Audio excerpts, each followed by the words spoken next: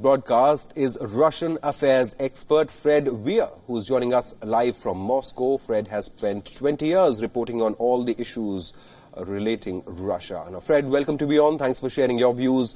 Russian Prime Minister has now tested positive for the coronavirus. The number of cases has surged past 100,000, but the deaths per million continues to be relatively low in Russia as compared to other hard-hit countries. Is there a sense of panic growing now in Russia? No, people are, of course, anxious, and the whole country is in lockdown. The city of Moscow is completely closed. I can't enter the city. I live in a village outside of Moscow. You need to have a special permit, a digital code on your telephone. Your car has to be registered, or you can't move in the city at all, except for specific purposes like, walking your dog or buying groceries. But there isn't any sense of panic. And so far, the shops, the grocery shops are well stocked. Everything, they have everything. That's important to Russians.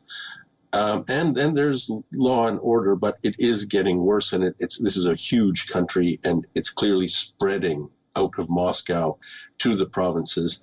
And we're on the upward swing, as you said, more cases being reported every day. The rate of growth is rising, which means we have not reached the peak, probably far from it. The lockdown in Moscow will continue till May the 11th, and probably it will be extended because the situation is pretty grim. Absolutely. So, some people around the world have questioned the figures that are emerging from Russia. Even though the number of infections have gone beyond 100,000, the number of deaths per million is far lower than other hard-hit countries like Spain or Italy. So some have doubted the figures in Russia. What's the sense inside Russia at the moment?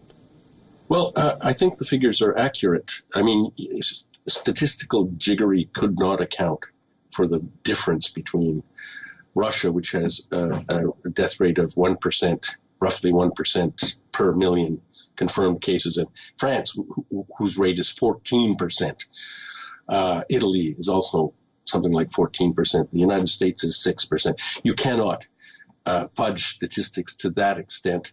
And it's also a fact that almost all of Eastern Europe in the former Soviet world have much lower death rates than Western Europe. I don't know how to explain that. I saw an old Russian medical scientist on TV the other night suggesting, not insisting, just suggesting that it might be down to the tuberculosis vaccine, a CGT vaccine, which so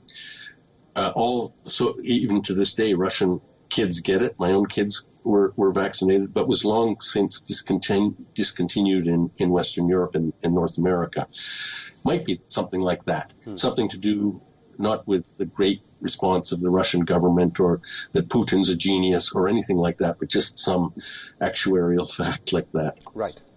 Right. So it's great news that the number of deaths per million is still relatively low in Russia. So even as the numbers of infections are spiking.